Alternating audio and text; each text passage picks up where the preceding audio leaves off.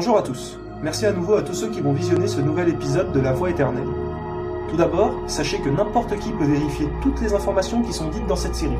Il n'en tient qu'à vous-même d'aller vérifier sur internet ou dans les encyclopédies pour en avoir la preuve. Donc, avant de débuter, je vous demanderai la même chose que pour la première vidéo. C'est d'être vraiment honnête avec soi-même pour arriver à la bonne conclusion et ne pas se tromper. Il faut de nouveau se dire, est-ce que effectivement tout ceci a du sens ou tout ceci n'est que des mensonges ?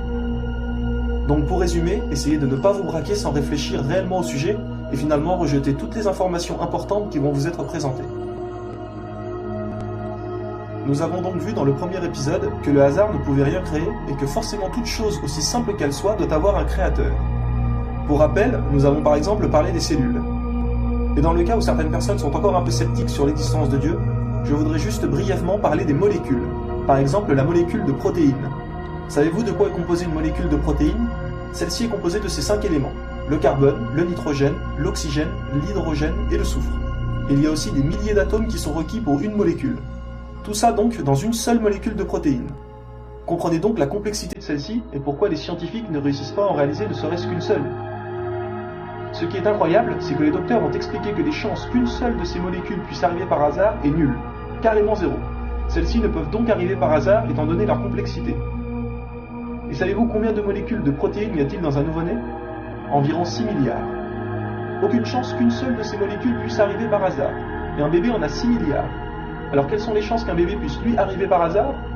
On pourrait dire que les chances sont encore des milliers de fois plus basses que zéro. Ce qu'il faut bien comprendre, c'est que si les hommes étaient arrivés par hasard, jamais ceux-ci auraient pu réaliser un spermatozoïde avec toutes ces molécules. Il fallait que dès le départ, l'homme soit parfaitement bien conçu pour réussir à réaliser un spermatozoïde fonctionnel. C'est aussi ça qu'il faut bien comprendre. Il y a une différence entre spermatozoïde et spermatozoïde fonctionnel pour qu'un bébé puisse se développer correctement. Il faut que le spermatozoïde soit parfaitement bien fait.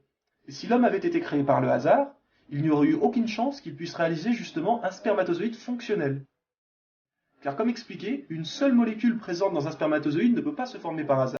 Alors imaginez un spermatozoïde entier. Il ne peut pas arriver par chance. Donc là, quand même, il y a une question à se poser. Comment se fait-il que l'homme en réalise des milliers chaque jour, alors que les chances d'en réaliser un seul par hasard sont nulles ? La réponse est simple. L'homme ne peut pas provenir du hasard. Surtout que nous ne faisons rien d'intentionnel pour les fabriquer, ces spermatozoïdes. Ils se fabriquent tout seuls, n'est-ce pas ? Nous n'avons rien à faire. Donc forcément, pour que chaque spermatozoïde puisse se fabriquer tout seul, il fallait que l'être humain, dès le départ, soit parfaitement programmé. Donc, comme déclaré précédemment, si on croyait à la chance ou aux coïncidences, cela voudrait dire que des milliards de fois par jour, l'être humain, par le hasard, fabrique des spermatozoïdes qui ne peuvent arriver par hasard. Cela n'a aucun sens. Nous sommes plus de 3 milliards d'hommes sur Terre. Et un homme ne fabrique pas un seul spermatozoïde par mois comme une femme fabrique un ovule. Mais l'homme en fabrique des milliers fonctionnels tous les jours. Rendez-vous compte, cela voudrait dire que des milliers de milliards de fois, nous réalisons des choses qui ne peuvent pas arriver par chance. Ceci aurait été absolument impossible si l'être humain avait été créé par le hasard. La seule et unique possibilité est que l'être humain ait été conçu par une intelligence. Il y a des millions de femmes enceintes en même temps dans le monde. Tous les jours, des dizaines de milliers de femmes tombent enceintes. 370 000 bébés environ naissent chaque jour. Ceux qui pensent que cela provient du hasard comprennent-ils que c'est impossible ? Cela voudrait dire que 370 000 fois par jour, le hasard est quelque chose qui ne peut justement arriver par hasard. Une fois par an, c'est impossible. Alors 370 000 fois par jour ? Quand il s'agit de traces quelconques, nous pouvons parler du hasard. Comme par exemple quand vous vous baladez sur la plage et que vous voyez les marques des vagues. Vous savez que là, c'est le hasard qui a fait ces marques. Mais quand vous voyez des écritures sur le sable, il y a forcément un créateur de ces écritures. Car il s'agit là d'informations et non de traces quelconques. Et l'information est créée par une intelligence. Donc de simples écritures sur le sable ne peuvent arriver par le hasard. Alors conclusion pour les spermatozoïdes ? Une intelligence impliquée, obligatoirement. Et gardez bien en tête qu'il ne s'agit bien que des êtres humains, et qu'il y a tous les animaux qui se reproduisent chaque jour aussi. Réfléchissons-y. Toutes ces espèces qui possèdent un mâle et une femelle, s'il n'y avait pas eu les deux, l'espèce disparaîtrait directement, car elle ne pourrait pas se reproduire. Mais non, notre Créateur a parfaitement tout réalisé. Alors maintenant que nous savons que Dieu existe, celui-ci nous a-t-il laissé sans guide, sans voie à suivre ? C'est là que les choses pour beaucoup de gens sont compliquées. C'est que énormément de gens pensent qu'il y a beaucoup de religions. Le judaïsme, le christianisme, la religion musulmane, Alors comment discerner le vrai du faux avec toute cette confusion? Comment savoir quelle est la vérité et quel est le mensonge? Mais si on y réfléchit, la vraie religion, celle de Dieu, doit être différente des fausses, n'est-ce pas? Elle doit contenir des miracles pour nous guider, de manière à ce que chaque être humain puisse se rendre compte soi-même qu'est-ce qui est vrai et qu'est-ce qui est faux, et quelle religion provient de Dieu et quelle religion provient d'inventions créées par les humains. Car c'est impossible que celle de Dieu ne soit pas différente de celles qui viennent d'humains et qui sont fausses. Sinon ce serait trop difficile de discerner la vérité du mensonge. Nous allons aujourd'hui essayer d'expliquer quelle est la bonne voie à suivre, c'est-à-dire celle qui provient réellement de Dieu. Parce que ce qui est compliqué, c'est que chaque religion prétend être la vérité. Pour comprendre et savoir, il faut en fait comparer les différents livres. La Torah, qui correspond au livre des Juifs, la Bible, qui correspond au livre des chrétiens, et le Coran, qui correspond au livre des musulmans. Ces trois livres ont été révélés dans ce sens. En premier, la Torah par le prophète Moïse, puis la Bible par le prophète Jésus, et le dernier, le Coran, par le prophète Mohammed. Les Juifs pensent que Jésus et Mohammed sont des inventions et que ce ne sont pas des prophètes. Ils s'arrêtent donc à Moïse. Les chrétiens s'arrêtent eux à Jésus et disent que Mohammed n'est donc pas un vrai prophète, et que Jésus est le dernier des messagers de Dieu. Les musulmans disent que tous sont des prophètes. Ils croient en Moïse, en Jésus, et évidemment Mohammed comme dernier prophète. Et c'est ça que beaucoup de chrétiens ne savent pas. Mais Jésus est tout à fait reconnu dans le Coran. Et celui-ci contient même un chapitre au nom de Marie, la mère de Jésus. Ce qui va vraiment départager tout ça, c'est qu'en fait, quand on lit ces livres, on se rend compte que c'est exactement la même chose à quelques détails près. Le seul problème, c'est que la Torah et la Bible ont été modifiées par l'homme. Ils sont composés de différentes parties, comme par exemple les évangiles dans la Bible. L'évangile selon saint Matthieu, saint Jean, saint Marc ou saint Luc, elles ne disent pas exactement la même chose. Pourtant, quand on réfléchit, à la base, Jésus avait donné qu'un seul message. Alors comment se fait-il que maintenant nous nous retrouvons avec plusieurs messages différents? Cela prouve forcément que les humains ont modifié les textes, puisque maintenant nous nous retrouvons avec plusieurs évangiles et qu'elles se contredisent entre elles. Or, Dieu ne se serait jamais contredit. Et c'est pour cela qu'il a envoyé le Coran, pour tout remettre au clair. Étant donné que c'est le dernier des livres, il se doit de corriger les erreurs des précédents. Et le Coran, depuis 1400 ans, n'a jamais été modifié. Les historiens sont unanimement d'accord, que ce soit musulman, chrétien ou peu importe, il n'a jamais été modifié. Celui-ci est toujours le même depuis sa révélation. Certaines personnes ont même tenté de prouver le contraire en prenant un Coran à un côté de la planète et un autre à l'autre bout pour comparer, mais celui-ci est lettre pour lettre exactement le même. Les musulmans croient aussi en la Torah ou la Bible, mais dans leur version originale, et nous ne possédons plus les originaux à présent. Ils ont tous été altérés par les humains. Par exemple, aujourd'hui, il existe la version King James de la Bible, comme si Jésus s'était baladé avec la version King James de la Bible. Mais à la base, ces livres ont tous été révélés par le même Dieu. Les gens croient que chaque religion a son Dieu alors que c'est totalement faux. Il n'y a qu'un seul et unique Dieu depuis toujours. Et en réalité, le message est toujours le même. Je vais montrer où les gens font des erreurs. Car ce qui est intéressant, c'est que la plupart des gens ne savent pas ce que les livres contiennent. Par exemple, les chrétiens disent qu'ils suivent la Bible, n'est-ce pas? Et les chrétiens mangent du porc et boivent de l'alcool. Alors que la Bible elle-même l'interdit. Il est interdit de boire de l'alcool ou de manger du porc. Comment peuvent-ils donc dire qu'ils suivent la Bible, alors que leur livre leur interdit? Et ceci à plusieurs reprises. Il est marqué quelles sont les viandes qu'ils peuvent manger et quelles sont les viandes qu'ils ne peuvent pas manger. Voici quelques exemples. Dans le Deutéronome, chapitre 14, verset 8, vous ne mangerez pas de porc. Lévitique, chapitre 11, versets 7 et 8, vous ne mangerez pas de porc. Vous le regarderez comme impur. Essai, chapitre 66, verset 17, qui mange de la chair de porc, tous ceux-là périront. Il y a encore de nombreux autres endroits. Il est donc interdit de manger du porc. Il est même dit que celui-ci est impur.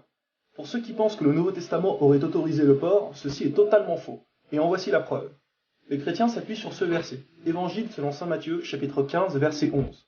Ce n'est pas ce qui entre dans la bouche qui souille l'homme, mais ce qui sort de la bouche, c'est ce qui souille l'homme.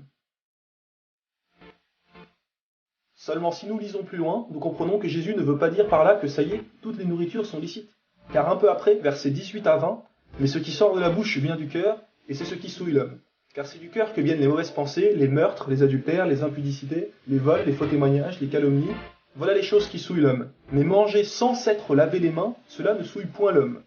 Jésus explique que si vous ne vous lavez pas les mains pour manger, cela ne souille pas l'homme. Cela veut dire que si vous mangez une nourriture sans vous être lavé les mains, cette nourriture ne devient pas illicite. Mais nulle part cela autorise de manger de la viande impure. À aucun moment il parle de ce qui est pur et impur. Sinon Jésus aurait clairement dit que tous les animaux qui étaient interdits sont devenus autorisés. Or jamais une seule fois Jésus a proclamé une chose pareille. Mais voici une preuve encore plus claire. Si soi-disant le Nouveau Testament annonce que ça y est, toutes les viandes sont pures, comment se fait-il que nous trouvions alors par exemple dans Actes chapitre 10 verset 14 « Non Seigneur, car je n'ai jamais rien mangé de souillé ni d'impur » Puisque soi-disant tout est devenu pur, comment se fait-il que là, nous parlons de nourriture impure? Nous sommes bien conscients qu'il y a toujours de la nourriture impure, même après l'arrivée de Jésus. Jésus ne devait pas changer les lois de l'Ancien Testament, et en voici la preuve. L'Évangile selon saint Matthieu chapitre 5 versets 17 à 20, Jésus dit qu'il n'est pas venu pour abolir la loi des prophètes, mais pour accomplir. Car je vous le dis en vérité, tant que le ciel et la terre ne passeront point, il ne disparaîtra pas une seule loi, ni même un seul trait de lettre, jusqu'à ce que tout soit accompli. Et donc que celui qui supprimera ne serait-ce qu'un seul des plus petits commandements, et qui apprendra aux autres de faire de même, sera appelé le plus petit dans le royaume des cieux. Donc Jésus dit que vous ne pouvez pas casser une seule loi de l'Ancien Testament et peut-être Moïse. Il n'est pas venu pour abolir la loi des prophètes, mais pour accomplir. Donc le porc est toujours illicite. Pour l'alcool, et cela est mentionné dans l'Ancien comme le Nouveau Testament, dans le Lévitique, chapitre 10, verset 9, tu ne boiras ni vin, ni boisson enivrante. Dans le Nombre, chapitre 6, verset 3, il s'abstiendra de boire du vin et des boissons enivrantes. Dans le Deutéronome, chapitre 29, verset 6, vous n'avez bu ni vin, ni liqueur forte, afin que vous reconnaissiez que je suis l'Éternel, votre Dieu. Dans le Juge, chapitre 13, verset 4, elle ne boira ni vin, ni liqueur forte, elle ne mangera rien d'impur. Proverbe, chapitre 23, verset 20, ne sois pas parmi les buveurs de vin. Évangile selon saint Luc, car il sera grand devant le Seigneur, il ne boira ni vin, ni liqueur enivrante. Et l'interdiction est encore notée à maintes et maintes reprises.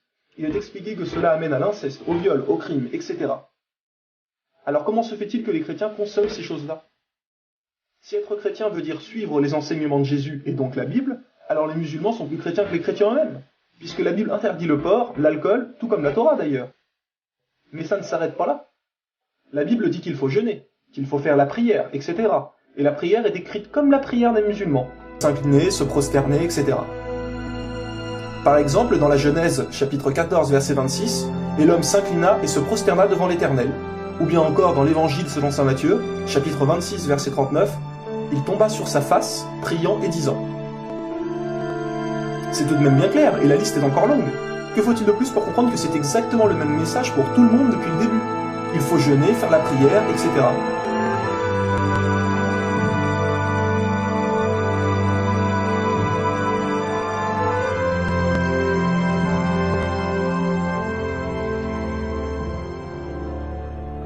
Ce qui est le plus intéressant, c'est que Moïse annonce la venue du prophète Mohammed et qu'il faudra le suivre, tout comme Jésus a fait de même. Voici certains exemples. Évangile selon saint Jean, chapitre 14, verset 16, Jésus dit « Et moi, je prierai le Père et il vous donnera un autre consolateur, afin qu'il demeure éternellement avec vous. » Consolateur correspond à prophète ou messager. Donc un autre prophète devra venir après Jésus. Qui est ce prophète? Étant donné que le seul à être venu après Jésus est Mohammed. De plus qu'il explique qu'il demeurera éternellement avec vous. Il parle du dernier livre qui est le Coran et qui sera le dernier jusqu'à la fin des temps sans jamais être modifié. Le message demeurera donc éternellement avec nous. Dans l'Évangile selon saint Jean, Jésus dit « J'ai encore beaucoup de choses à vous dire, mais vous ne pouvez les porter maintenant.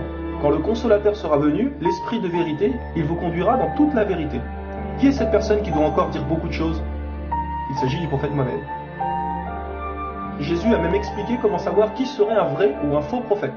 Dans l'Évangile selon saint Jean, chapitre 4, versets 1 à 3, Jésus explique qu'il y a un test à faire pour savoir quel prophète après lui sera un vrai. Voici le test.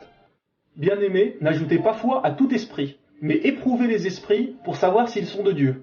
Car plusieurs faux prophètes sont venus dans le monde. Reconnaissez à ceux-ci l'Esprit de Dieu.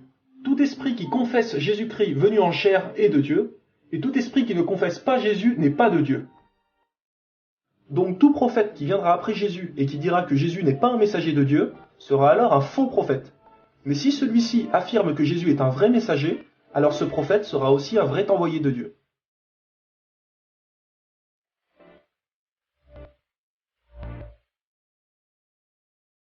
Or, dans le Coran, Mohammed atteste que Jésus est un vrai prophète.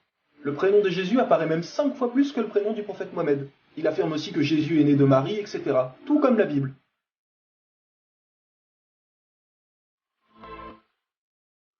Alors comment se fait-il que les chrétiens ne croient pas en Mohammed et ne suivent pas ses enseignements ainsi que le Coran, puisque la Bible leur demande? Et le plus intéressant dans tout ça est que les chrétiens pensent que Jésus est le dernier des prophètes envoyés par Dieu. Mais si celui-ci est le dernier des prophètes, alors pourquoi Jésus aurait-il demandé de tester plus tard les prophètes après lui pour savoir qui est un vrai et qui est un faux? Puisque soi-disant Jésus est le dernier. S'il était vraiment le dernier, il aurait dit « Je suis le dernier, inutile de les tester, tous les autres après moi seront des faux ». Mais non, là Jésus a dit qu'il faudra tester pour savoir qui est un vrai et qui est un faux prophète. Donc après Jésus, il y aura encore un autre vrai messager. Comme il est stipulé précédemment dans l'évangile selon saint Jean, quand Jésus dit « Je prierai le Père et il vous donnera un autre consolateur ». Nous voyons bien que Jésus annonce la venue d'un autre prophète. De plus, Jésus n'a jamais dit qu'il était le dernier des prophètes, contrairement à Mohammed qui a confirmé être le dernier. Et effectivement, il n'y en a plus depuis.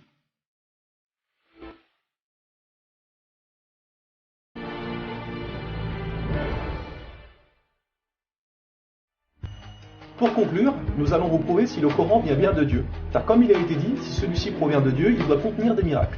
Et si vous lisez le Coran, vous verrez qu'il contient des informations qui ne pouvaient être connues à l'époque, c'est-à-dire il y a 1400 ans. Mohammed était un homme qui vivait en plein milieu du désert d'Arabie, là où la technologie n'existait pas. À cette époque, il n'y avait pas d'électricité, aucun appareil électronique, rien de tout ça. Les gens vivent de la terre, se déplacent en chameau. Personne n'avait inventé ou même pu imaginer les choses telles que les sondes, les scanners, les satellites, etc. Et pourtant, dans le Coran, nous pouvons lire « Sous l'eau, il y a des endroits où il y a de l'eau douce et de l'eau salée. Et entre les deux se trouve une barrière invisible qui empêche les deux eaux de se compénétrer. C'est-à-dire que le sel de l'eau salée ne va pas dans l'eau douce. Ces barrières les empêchent. Les océanologues comme Jacques-Yves Cousteau ont découvert cela récemment grâce aux sous-marins où ils ont pu faire des prélèvements d'eau, etc. Qui, il y a 1400 ans, en plein milieu du désert, pouvait savoir qu'il y a des barrières invisibles dans l'océan? Il est écrit dans le Coran que l'univers est en expansion continuelle, c'est-à-dire que celui-ci ne cesse de grandir. Les étoiles s'éloignent les unes des autres constamment. C'est en 1920, grâce aux appareils très perfectionnés, tels que les télescopes puissants, que nous avons pu savoir que l'univers était en expansion continuelle. Qui, il y a 1400 ans, pouvait connaître cette information? Nous savons aujourd'hui que les montagnes sont comme des piliers et possèdent des racines.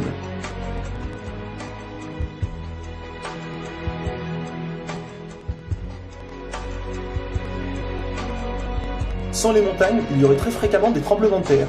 Nous savons grâce aux récentes découvertes qu'elles servent à la stabilisation de l'écorce terrestre. Qui, une nouvelle fois, il y a 1400 ans, pouvait savoir que les montagnes étaient ancrées comme des piliers et que ceux-ci servaient à la stabilisation de l'écorce terrestre? Il est écrit dans le Coran que Dieu a créé les 7 cieux et la terre par le même nombre, c'est-à-dire 7. Nous connaissons aujourd'hui, grâce aux sondes qui vont sous terre, que la planète possède 7 couches terrestres. Le noyau interne solide, le noyau externe liquide, la couche D, le manteau inférieur, puis le manteau intermédiaire, le manteau supérieur et la lithosphère. Qui, il y a 1400 ans en plein milieu du désert, pouvait savoir que la Terre possédait 7 couches? Il était impossible de connaître cela sans la technologie récente. Il est aussi mentionné que les plantes ont des sexes, mâles et femelles. La découverte de la sexualité des plantes fut réalisée par Rudolf Jacob Comnenarius entre 1660 et 1720. Le Coran explique étape par étape l'embryologie, c'est-à-dire comment un enfant se développe dans le ventre de sa mère. Le professeur Kate Moore, qui a aussi le prix Nobel au Canada de l'embryologie, a confirmé que cela se passait exactement comme indiqué dans le Coran, et a affirmé que ces faits ne pouvaient être connus d'il y a 1400 ans, et que par conséquent, ces informations avaient été révélées à Mohammed par Dieu. Un exemple, le Coran explique qu'à un moment, le fœtus a la forme d'une sangsue dans le ventre de sa mère. Et si on regarde des images des scanners, nous nous rendons compte que l'embryon a exactement la forme d'une sangsue et qu'il s'accroche à une paroi du corps comme le fait une sangsue. Le mot le plus adapté pour décrire cela est sangsue. Vous voyez comment les versets coraniques s'accordent parfaitement avec la science d'aujourd'hui? Pour savoir cela, il a fallu attendre l'arrivée de scanners, de caméras, etc. Qui, il y a 1400 ans, pouvait décrire en détail les étapes de l'embryologie? Pour ceux qui pensent que le Coran copie certaines civilisations, il faut savoir que certaines personnes auparavant avaient fait des suppositions et avaient pensé des choses qui se sont révélées vraies, mais ont aussi fait énormément d'erreurs, et que soi-disant le Coran les avait copiées.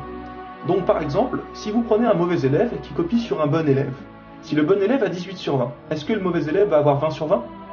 Non, bien sûr que non, car le mauvais élève aura copié les bonnes comme les mauvaises réponses, donc il aura aussi 18 sur 20.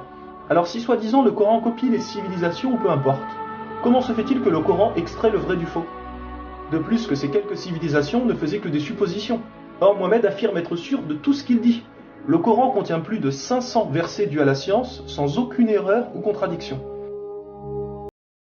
Et la technologie d'aujourd'hui ne vient pas contredire, mais confirmer tous les versets un par un du Coran.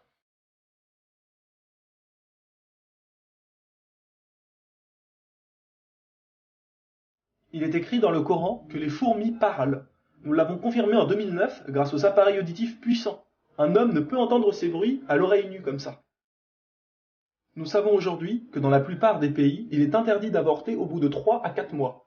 Car après 4 mois, la science explique que le bébé commence à vivre, et que cela donc est considéré comme un crime.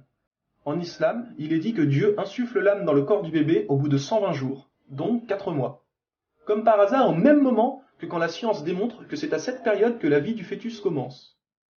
Pour savoir que la vie du bébé commence à 4 mois, il a fallu attendre une nouvelle fois l'arrivée de scanners, IRM, caméras miniatures, etc. Qui, il y a 1400 ans, pouvait savoir que le bébé commençait à vivre au bout de 4 mois?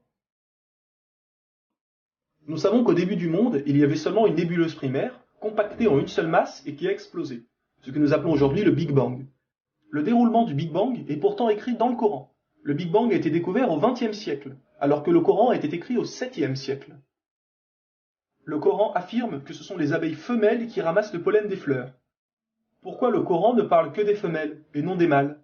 Eh bien la science a découvert récemment qu'effectivement les femelles possédaient des organes que les mâles n'ont pas, et ceux-ci ne peuvent pas collecter le pollen des plantes.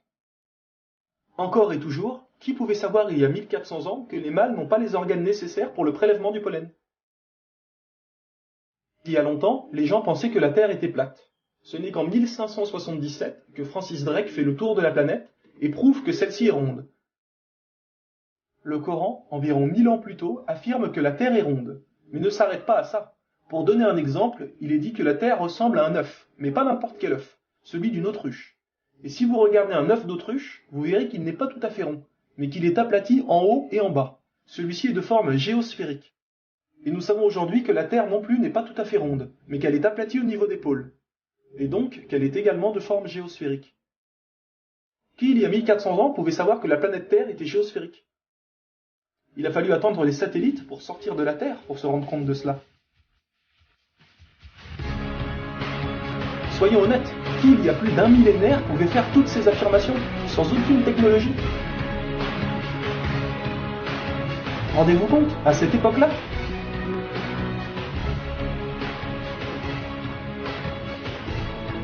Et soyez conscients que je n'ai donné que quelques exemples. Il y a plus de 500 versets qui parlent de science sans aucune erreur. Le Coran parle d'astronomie, de biologie, de physique, de géologie, etc. Ça ne s'arrête pas là. Le Coran ne comprend pas seulement des miracles scientifiques, mais des miracles linguistiques ou numériques. Par exemple, le mot terre apparaît 13 fois dans le Coran, et le mot mer apparaît 32 fois. Additionnez 13 plus 32, cela vous donne 45. Si l'on met cela en pourcentage, 32 fois le mot mer sur 45 donne 71%. Et c'est exactement le pourcentage que la mer recouvre sur la surface de la Terre. La mer recouvre 71% de la surface de la planète. Et 13 sur 45 donne 29%. Et c'est exactement le pourcentage que repère sur la surface de la planète. Croyez-vous vraiment que cela vient du hasard? Le mot paradis apparaît 77 fois. Et devinez quoi? Le mot enfer apparaît aussi 77 fois. Le mot foi apparaît 25 fois. Le mot mécréance apparaît 25 fois. Le mot dunya, qui signifie le monde d'ici-bas, apparaît 115 fois. Akira, qui signifie le monde de l'au-delà, apparaît 115 fois. Le mot ange, 88 fois. Le mot diable, 88 fois. Les hommes, 23 fois. Les femmes, 23 fois. La vie, 145 fois. La mort, 145 fois. Bonne œuvre, 167 fois. Les péchés, 167 fois. Les 7 cieux apparaissent 7 fois. Et il y a encore plein et plein d'autres exemples.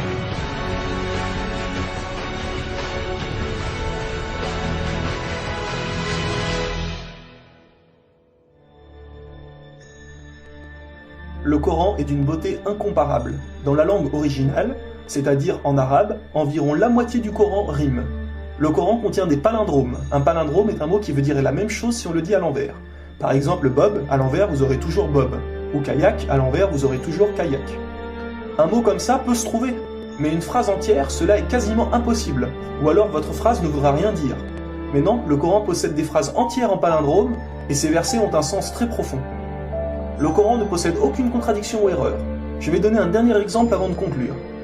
Vous allez vous rendre compte de l'extraordinaire précision du choix des mots. Dans un verset, Dieu dit qu'il n'a pas doté l'homme de 2 cœurs. Pourtant, un peu plus loin, Dieu parle aussi des femmes. Alors pourquoi il ne dit pas « je n'ai pas doté l'être humain de 2 cœurs » ?